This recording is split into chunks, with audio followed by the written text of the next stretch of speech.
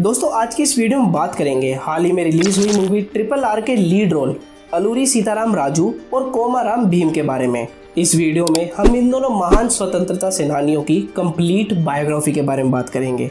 पहले हम बात करेंगे अलूरी सीताराम राजू के बारे में, जिनका जन्म 4 जुलाई 1897 में विशाखापट्टनम जिले के आंतरिक गांव में हुआ था। सीताराम राजू ने अपनी स्कूलिंग शिक्षा के साथ साथ वैदिक शिक्षा भी ग्रहण करी और दोस्तों अंग्रेजों के अत्याचार को देखते हुए उन्होंने अपनी जवानी के दिनों में ही क्रांतिकारी आंदोलन में अपनी हिस्सेदारी देनी शुरू कर दी थी और 1920 में रंपा क्षेत्र के आदिवासी लोगों को अपने साथ जोड़ना शुरू कर लिया था और फिर 1922 में रंपा विद्रोह के चलते अपने साथियों के साथ मिलकर उन्होंने बगावत करनी शुरू कर दी थी और अंग्रेजों के पुलिस स्टेशनों को लूटना भी शुरू कर दिया था। वह जिस भी पुलिस स्टेशन से हथियार लूटते वहां पर एक धमकी भरा नोट भी छोड़कर जाते थे। अलूरी सीताराम राजू ने मात्र 2 साल में ही अंग्रेजों का पूरा सिस्टम हिला डाला था। अंग्रेजों ने अलूरी सीताराम राजू को मारने के लिए अपने काफी सारे अधिकारी भेजे, लेकिन वह सब सीताराम राजू के हाथों मारे जाते थे। अंग्रेजों के खिलाफ सीताराम राजू की बगावत चालू थी। इसी बीच अंग्रेजों ने असम राइफल नाम की एक यूनिट बनाई जो कि जंगलों में जाकर अलूरी सीताराम राजू को खोजने लगी और फिर मई 1924 में अंग्रेज सीताराम राजू तक पहुंच ही गए। अलूरी सीताराम राजू को पकड़ लिया गया था। पकड़ने के बाद उन्हें पास ही के गांव में लाकर एक पेड़ से बांध दिया था और एक अधिकारी ने गोली मारकर उनकी हत्या कर दी थी। उस समय अलूरी सीताराम राजू को पकड़ने के लिए अंग्रेज सरकार का 40 लाख का खर्चा हो गया था, जो कि उस टाइम एक बहुत बड़ी रकम हुआ करती थी। लेकिन आज भी आंध्र प्रदेश में अलूरी सीताराम को जंगलों के नायक के नाम से याद किया जाता है। दोस्तों ये तो हुई अलूरी सीताराम राजू की कहानी। अब हम बात करेंगे कोमाराम भीम के बारे में। दोस्तों कोमाराम भीम का जन्म 22 अक्टूबर 1901 को तेलंगाना के अदीराबाद जिले में हुआ था। दोस्तों कोमाराम भीम शुरू से ही काफी गरीबी में पले बढ़े और अंग्रेजों और अपने हैदराबाद के निजाम के द्वारा अपने समाज पर हो रहे अत्याचारों को बचपन से ही देख रहे थे।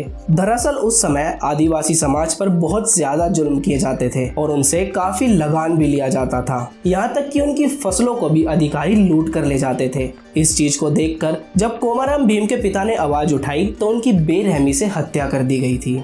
एक दिन की बात है जब उनके गांव में 2 अधिकारी लक्ष्मण राव और सिद्दीकी आए। वह दोनों आदिवासियों के साथ काफी गाली गलौज करने लगे। बात इतनी बिगड़ गई कि मारपीट पर उतर आई। फिर एकदम से कोमाराम भीम को गुस्सा आया और उन्होंने सिद्दीकी की हत्या कर दी। हत्या के बाद कोमाराम जैसे तैसे अपनी जान बचाकर गाँव से भागे। गाँव से भागने के बाद कोमाराम एक प्रिंटिंग प्रेस में काम करने लगे, जहाँ पर रहकर उन्होंने हिंदी, इंग्लिश और उर्दू भाषा सीखी।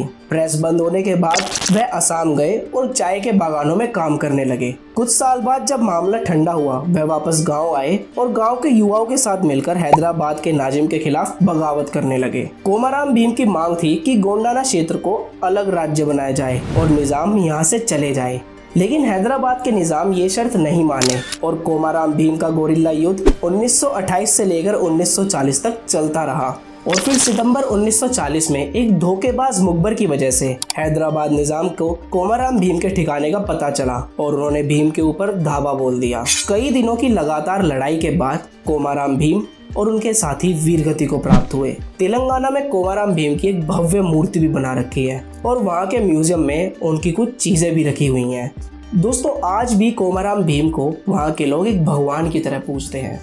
दोस्तों ये तो थी इन दोनों महान क्रांतिकारियों की कंप्लीट बायोग्राफी। दोस्तों साउथ इंडिया में तो इन दोनों के बारे में बहुत लोग जानते हैं, लेकिन अपने नॉर्थ इंडिया की तरफ बहुत कम लोगों को इन दोनों महान क्रांतिकारियों के बारे में पता है।